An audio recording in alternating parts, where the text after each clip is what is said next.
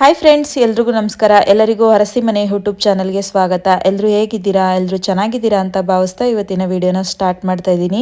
ತುಂಬ ದಿನಗಳಿಂದ ನಮ್ಮ ಫ್ರೆಂಡ್ ಒಬ್ಬರು ಮನೆಗೆ ಹೋಗಬೇಕು ಅಂತೆಲ್ಲ ಪ್ಲ್ಯಾನ್ ಮಾಡ್ಕೊತಾ ಇದ್ದೀವಿ. ಅದಕ್ಕೆ ಈಗ ಎಕ್ಸಾಮ್ ನಿನ್ನೆ ತಾನೇ ಮುಗ್ದಿದೆ ಎಲ್ಲರಿಗೂ, ಎಲ್ಲ ಮಕ್ಳಿಗೂ. ಇವತ್ತೇ ಹೋಗ್ಬಿಡೋಣ, ನೆಕ್ಸ್ಟು ಎಲ್ಲ ಬೇರೆ ಬೇರೆ ಕಡೆ ಹೋಗ್ತಾ ಇರ್ತಾರೆ ಅಂತೇಳಿ ನಮ್ಮ ಎಕ್ಸಾಮ್ ಮುಗಿದು ನೆಕ್ಸ್ಟ್ ಡೇಗೆ ನಾವು ಹೊರಟಿದ್ದೀನಿ. ರಾಗು ಮಲಗಿದ್ರು, ಅವ್ರನ್ನೇನು ಡಿಸ್ಟರ್ಬ್ ಮಾಡೋದು ಬೇಡ ಅಂತೇಳಿ ನಾನು ಬಸ್ ಸ್ಟಾಪ್ಗೆ ನಾನೇ ನೋಡ್ಕೊಂಡು ಹೋಗ್ತಾ ಇದ್ದೀನಿ. ನಮ್ಮ ಏರಿಯಾಗೆ ಸ್ವಲ್ಪ ಬಸ್ಸು ಅಷ್ಟು ರೂಟ್ ಇಲ್ಲ, ಹಾಗಾಗಿ ನಾನು ಬಸ್ ಸ್ಟಾಪ್ಗೆ ನೋಡ್ಕೊಂಡು ಹೋಗಿ ಹತ್ತೋಣ ಅಂತೇಳಿ ಈಗ ಮೈಸೂರು RMC ಅಂತ ಹತ್ತುತ್ತಾ ಇದ್ದೀನಿ. ಸ್ವಲ್ಪ ರಿಂಗ್ ರೋಡಲ್ಲಿ ನಮ್ಮ ಮೈಸೂರಲ್ಲಿ ಕಸಗಳು ಜಾಸ್ತಿ, ಯಾರು ಕಸ ಡೆಲಿವರಿ ಮಾಡೋದಕ್ಕೆ ಅಂತೆಲ್ಲ ಏನು ಬರೋದಿಲ್ಲ, ಹಾಗಾಗಿ ಸ್ವಲ್ಪ ರಿಂಗ್ ರೋಡ್ ಸುತ್ತ ಸ್ವಲ್ಪ ಕಸ ಜಾಸ್ತಿ ಅಂತಲೇ ಹೇಳ್ಬೋದು. ಈಗ ಮೈಸೂರು ಬಸ್ ಸ್ಟಾಪ್ಗೆ ಬಂದಿದ್ದೀನಿ. ಇವಾಗ ನಾನು ಇನ್ನೊಂದು ಬಸ್ನ ಹತ್ತೀನಿ, ಕುಣಿಗಲ್ ಬಸ್ಸು ಅಂದರೆ ಹುಲಿಯೂರು ದುರ್ಗ ಆ ರೂಟ್ ಬಸ್ ಹತ್ತಿದ್ರೆ ಒಂದೇ ಬಸ್ಸಲ್ಲಿ ಹೋಗ್ಬೋದು ಅಂತೇಳಿ ನಾನು ಬಸ್ ಸ್ಟಾಪ್ ಒಳಗಡೆ ಬಂದು ಹತ್ತಿದ್ದೀನಿ. ಅಥವಾ ನಮಗೆ ಮದ್ದೂರಲ್ಲಿ ಇಳಿದು ಬಸ್ ಚೇಂಜ್ ಮಾಡಬೇಕಾಗುತ್ತೆ, ಇದೇ ಬಸ್ ಆದರೆ ಡೈರೆಕ್ಟ್ ಹೋಗುತ್ತೆ ಅಂತ ಏನು ಅಷ್ಟು ರಶ್ ಇರಲಿಲ್ಲ. ನನ್ನ ಪಕ್ಕ ಕೂತವರು ಸುಮಾರು ಜನ ಹೇಳ್ತಾ ಇದ್ರು, ಬುಧವಾರ ಗುರುವಾರ ಮಾತ್ರ ರಶ್ ಇರಲ್ವಂತೆ, ನೀನು ಇದ್ದಿದ್ದಿನ ಎಲ್ಲ ಸ್ವಲ್ಪ ಜಾಸ್ತಿ ರಶ್ಶೇ ಇರುತ್ತೆ ಬಸ್ಸು, ಫ್ರೀ ಬಟ್ಟಾಗಿಂದನೂ ಸ್ವಲ್ಪ ಅಂದರೆ ನನ್ನ ಪಕ್ಕ ಕೂತಿರೋರು ರೆಗ್ಯುಲರಾಗಿ ಓಡಾಡೋರಂತೆ, ಅವ್ರು ಆ ಥರ ಹೇಳ್ತಾ ಇದ್ರು. ಈಗ ನಾನು ಮದ್ದೂರೆಲ್ಲ ದಾಟಿ ಬಂದಾಯಿತು.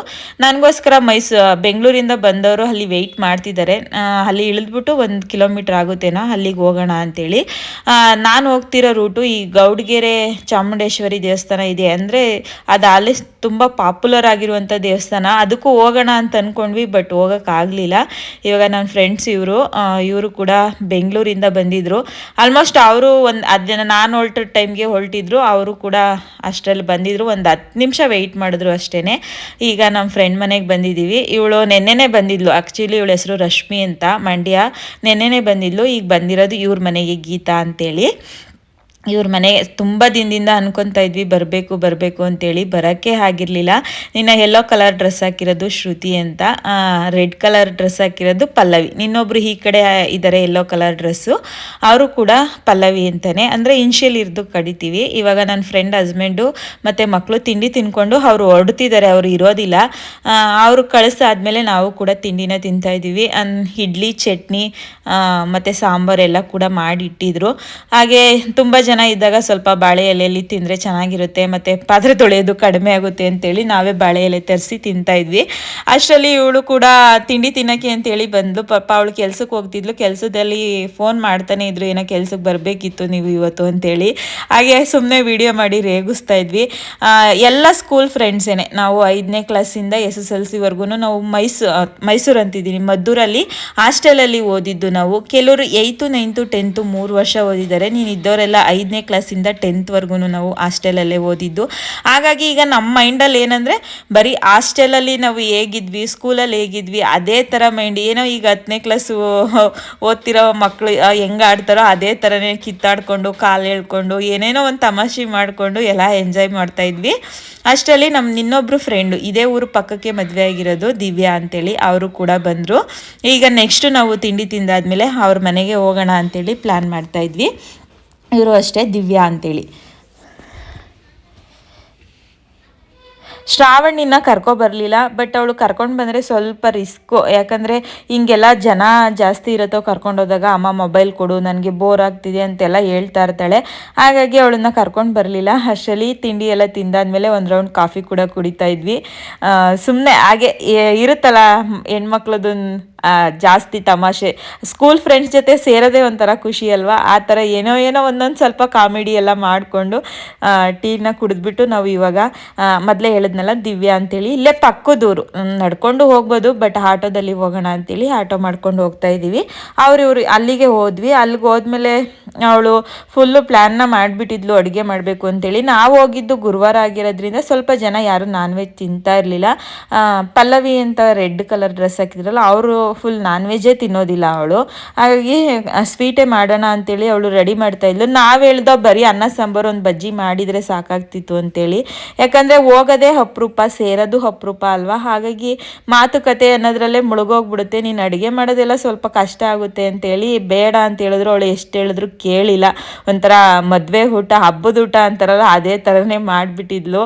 ಅನ್ನ ಸಾಂಬಾರು, ಹಪ್ಳ, ಮೊಸರು ಬಜ್ಜಿ ಮತ್ತು ಹಾಲು ಖೀರು ಎಲ್ಲ ಮತ್ತು ಅನ್ನ ಸಾಂಬಾರು ಎಲ್ಲ ಕೂಡ ಮಾಡಿದ್ಲು. ಅವ್ರು ಅಡುಗೆ ಮಾಡೋಷ್ಟರಲ್ಲಿ ಇನ್ನೊಂದು ರೌಂಡು ಬಿಸಿಲಿಂದ ಬಂದಿದ್ವಲ್ಲ, ಹಾಗಾಗಿ ಲೆಮನ್ ಜ್ಯೂಸ್ ಕೂಡ ಮಾಡ್ತಾಯಿದ್ವಿ ನಾನು ಮತ್ತು ಶ್ರುತಿ ಇಬ್ಬರು ಸೇರಿಕೊಂಡು. ಹಾಗೆ ಹರಟೆ ಹೊಡೆಯೋರು ಹರಟೆ ಹೊಡಿತಾ ಇದ್ರು. ನೀನು ನೆಕ್ಸ್ಟು ಸ್ವಲ್ಪ ನ್ಯಾಚುರಲ್ ವೀಡಿಯೋಸ್ನ ಹಾಕೋಕ್ಕೆ ನಾನು ಟ್ರೈ ಮಾಡ್ತೀನಿ. ಇದೇ ಊರಿಗೆ ನಮ್ಮ ಅವ್ವ ಇದ್ದಾರಲ್ಲ, ಅವ್ರ ತಂಗಿನ ಮದುವೆ ಮಾಡಿರೋದು, ಅಂದರೆ ನಮ್ಮ ಆಂಟಿ ಮನೆ. ಅವ್ರ ಮನೆಗೂ ಕೂಡ ಹೋಗಿ ಬಂದುಬಿಡೋಣ, ಇಷ್ಟು ದೂರ ಬಂದಿದ್ದೀವಿ ಒಂದ್ಸಲ ಅಂತೇಳಿ ಹೋಗಿದ್ದೆ.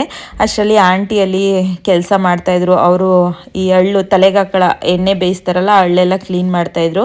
ಹಾಗೆ ನನ್ನ ತಮ್ಮನೂ ಕೂಡ ಬೆಂಗಳೂರಿಂದ ಬಂದಿದ್ದ. ಇವನೇ ನನ್ನ ತಮ್ಮ, ಪಾಪ ಮೊಬೈಲ್ ಅದು ಶೇಕ್ ಆಗ್ತಾಯಿದೆ, ಪಾಪು ಕೊಟ್ಟು ವಿಡಿಯೋ ಮಾಡಿಸ್ತಾ ಇದ್ದಿದ್ದು. ಕರೆಂಟ್ ಕೂಡ ಇರಲಿಲ್ಲ. ನನ್ನ ತಂಗಿ ಮನೇಲಿ ಹಬ್ಬ ಇತ್ತು ಅಂತೇಳಿ ಅವನು ವರ್ಕ್ ಫ್ರಮ್ ಹೋಮ್ ಮಾಡ್ತಾಯಿದ್ದ ಇವತ್ತು. ಹಾಗೆ ಇಲ್ಲೂ ಕೂಡ ಏನು ಸ್ವಲ್ಪ ಹೊತ್ತು, ಜಾಸ್ತಿ ಹೊತ್ತಿರಲಿಲ್ಲ, ಒಂದು ಸ್ವಲ್ಪ ಹೊತ್ತು ಇದ್ದು ವಾಪಸ್ಸು ಇವಾಗ ನಾವು ದಿವ್ಯಾರ ಮನೆಗೆ ಬಂದಿದ್ದೀವಿ. ನಾವು ಬರೋಷ್ಟರಲ್ಲಿ ಸ್ವಲ್ಪ ಪ್ರಿಪ್ರೇಷನ್ ಮಾಡ್ಕೊಂಡಿದ್ಲು ಅವಳು. ನಾವು ಬಂದಮೇಲೆ ಸ್ವಲ್ಪ ಎಲ್ಲರೂ ಸೇರಿಕೊಂಡು ಅಡುಗೆ ಎಲ್ಲ ಮಾಡಿದ್ದು, ಪಲಾವು, ಅನ್ನ ಸಾಂಬಾರು ಮತ್ತು ಮೊಸರು ಬಜ್ಜಿ ಎಲ್ಲ ಮಾಡ್ತಾ ಇದ್ದೀವಿ. ನಾನು ಈ ಥರ ಜಾಸ್ತಿ ಜನ ಸೇರಿದಾಗ ಸ್ವಲ್ಪ ಅಡುಗೆ ಕೆಲಸಕ್ಕೆ ಹೋಗಲ್ಲ. ಏನಿದ್ರು ತರಕಾರಿ ಕಟ್ ಮಾಡ್ಕೊಡೋದು, ಕಾಯಿ ತುರ್ಕೊಡೋದು, ಆ ಥರದ್ದು ಮಾಡಿ ಅಭ್ಯಾಸ ನನಗೆ. ಈ ಅಡುಗೆ ಎಲ್ಲ ನಾನು ಜಾಸ್ತಿ ಮಾಡೋದಕ್ಕೆ ಹೋಗೋದಿಲ್ಲ. ಎಲ್ಲ ನೀನೇ. ಪಲಾವ್, ವೈಟ್ ರೈಸು ನೀನೇ.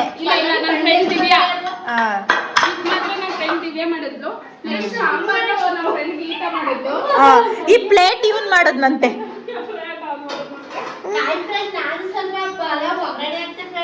ಏನ್ ಮಾಡ್ದೆ?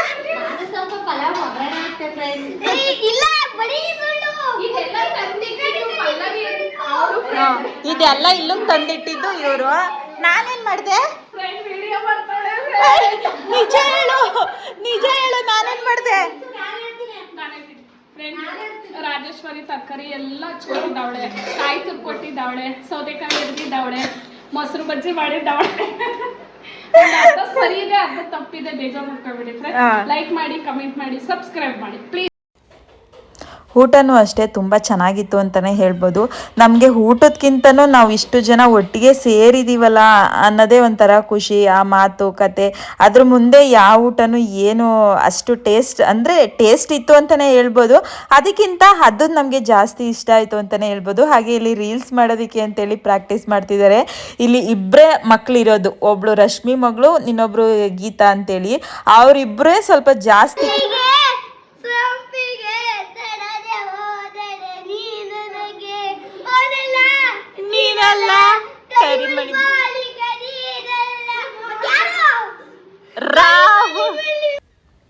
ಹಾಗೆ ಟ್ರೆಂಡ್ ಆಗಿರುವಂಥ ಸಾಂಗ್ ಆಡ್ತೀನಿ ಆಂಟಿ ಅಂತೇಳಿ ಹಾಡ್ತಾ ಇದ್ದ. ಇವನಿಗೂ ಅಷ್ಟೇ ಯೂಟ್ಯೂಬು ಮಾಡಬೇಕು ಅನ್ನೋದು ತುಂಬ ಇದೆ. ಅಂದರೆ ಬ್ರೋಗೌಡನ್ ವೀಡಿಯೋಸ್ನ ತುಂಬ ನೋಡ್ತಾನಂತೆ. ಹಾಗಾಗಿ ನಾನು ಯೂಟ್ಯೂಬ್ ಮಾಡಬೇಕು ಆಂಟಿ, ಏನಂತ ಹೆಸರಿಡಲಿ ಯೂಟ್ಯೂಬ್ಗೆ, ಹಾಗೆ ಹೀಗೆ ಅಂತೆಲ್ಲ ಕೇಳ್ತಾ ಇದ್ದ. ಅದರಲ್ಲೂ ಎಲ್ಲ ಫ್ರೆಂಡ್ಸ್ ಬರ್ತಿದ್ದಾರೆ ಅಂತ ಹೇಳಿದಾಗ ಅವ್ರ ಅಮ್ಮನಿಗೆ, ಅಮ್ಮ ಯೂಟ್ಯೂಬ್ ಆಂಟಿ ಬರ್ತಾರಾ ಅಂತಲೂ ಕೇಳ್ತಾ ಇದ್ದಂತೆ.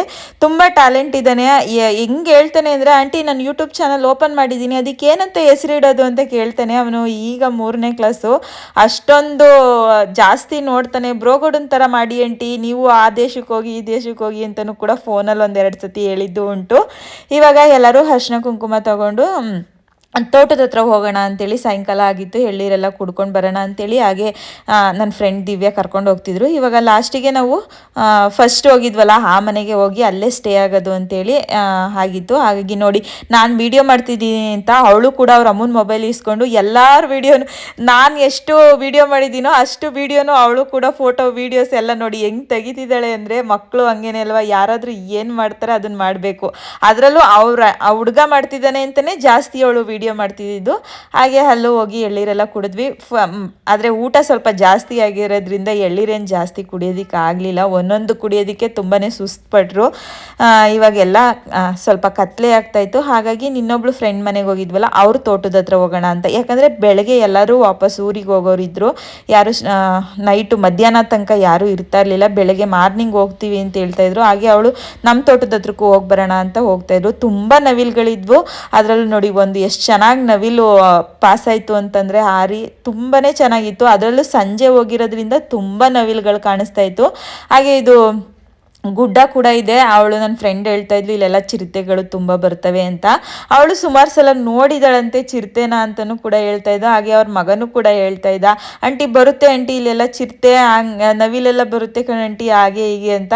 ಅಂದರೆ ನಾವೇನು ಹಳ್ಳಿಲೇ ಹುಟ್ಟಿ ಬೆಳೆದಿರೋರು, ಹಳ್ಳಿಲಿ ಹುಟ್ಟಿ ಬೆಳೆದಿಲ್ಲ ಅಂತಲ್ಲ, ಆದ್ರೂ ಅಪರೂಪಕ್ಕೆ ಈ ಥರ ಫ್ರೆಂಡ್ಸ್ ಜೊತೆ ಒಂದು ತೋಟದಲ್ಲಿ ತಿರುಗಾಡೋದು ನಗಾಡೋದು ಅಂತಂದರೆ ಏನೋ ಒಂಥರ ಖುಷಿ ಅಲ್ವಾ. ಹಾಗಾಗಿ ಮಾವಿನ ಹಣ್ಣು ಎಲ್ಲ ಕೂಡ ಬಿಟ್ಟಿತ್ತು. ಸೇಮ್ ಅಲ್ಲಿ ಪಕ್ಕದಲ್ಲಿ ಬೇವಿನ ಗಿಡ ಇತ್ತಲ್ಲ, ಇದು ಬೇವಿನ ಗಿಡ.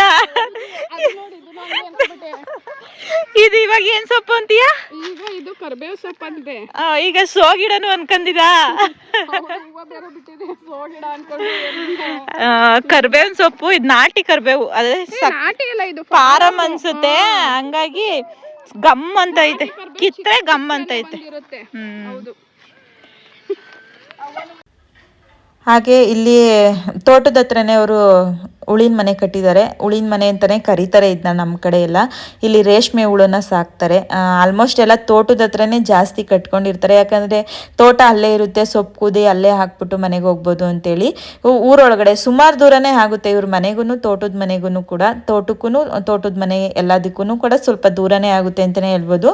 ಅಷ್ಟರಲ್ಲಿ ಬಾಳೆಗೊನೆನೂ ಕೂಡ ಬಾಳೆ ಗಿಡ ಎಲ್ಲ ನೆಟ್ಟಿದ್ರು. ಹಾಗೆ ಯಾವುದೋ ಆರ್ಡ್ರ್ ಬಂದಿತ್ತು ಅಂತೇಳಿ ಬಾಳೆಹಣ್ಣು ಕೂಡ ಎಲ್ಲ ಕಟ್ ಮಾಡಿ ಇಟ್ಟಿದ್ದಾರೆ. ಈಗ 3 days ಆಯ್ತಂತೆ ಹುಳ ಎಲ್ಲ ಹಣ್ಣಾಗಿ ಅದು ಗೂಡಾಗಿ ಎಲ್ಲ ಮಾರ್ಬಿಟ್ಟು ಬಂದಿದ್ದಾರೆ. ಈ ತೋಟದ ಹತ್ರ ಅಂತೂ ವ್ಯೂ ಸಖತ್ತಾಗಿತ್ತು. ಸುತ್ತ ಒಂಥರ ಗುಡ್ಡ ಥರನೂ ಕೂಡ ಇತ್ತು. ಹಾಗೆ ಅಷ್ಟೇ ಭಯನೂ ಕೂಡ ಆಯ್ತಾ ಇತ್ತು. ಹೇಳ್ತಾ ಇದ್ರಲ್ಲ ಚಿರತೆ ಬರುತ್ತೆ, ನನ್ನ ಫ್ರೆಂಡ್ ಕೂಡ ಒಂದು 2-3 ಸಲ ನೋಡಿದಾಳೆ ಅಂತಲ್ವಾ, ನಮ್ಗೆ ಭಯ ಅಲ್ವಾ, ಹಾಗಾಗಿ ಭಯನೂ ಕೂಡ ಆಗ್ತಾ ಇತ್ತು.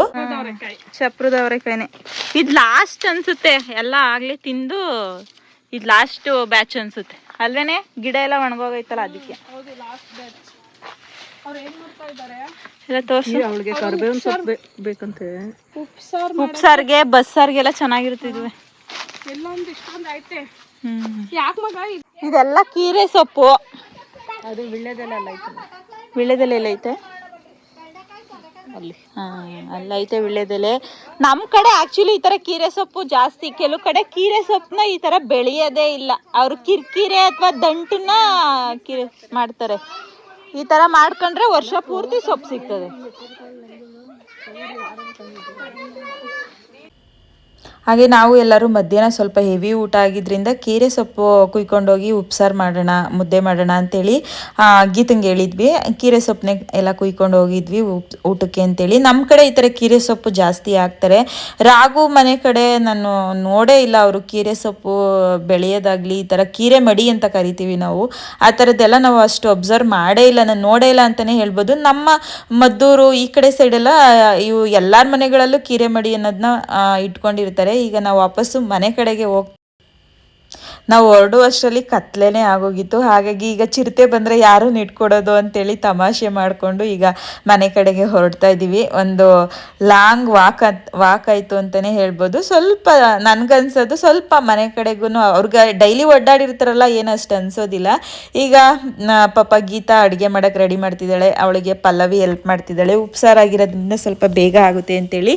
ನೀನು ಇದ್ದವರೆಲ್ಲ ರೀಲ್ಸಲ್ಲಿ ಮುಳುಗೋಗ್ಬಿಟ್ಟಿದ್ದಾರೆ. ರೀಲ್ಸಲ್ಲಿ ಯಾರೂ ಎಕ್ಸ್ಪರ್ಟ್ ಅಲ್ಲ, ಬಟ್ ಎಲ್ಲರೂ ಇದ್ದಾರಲ್ಲ, ಏನೋ ಒಂದು ಮೆಮೊರೀಸ್ಗೆ ಮಾಡೋಣ ಅಂತೇಳಿ ಎಲ್ಲ ಪ್ರಾಕ್ಟೀಸ್ ಮಾಡ್ಕೊತಿದ್ರು.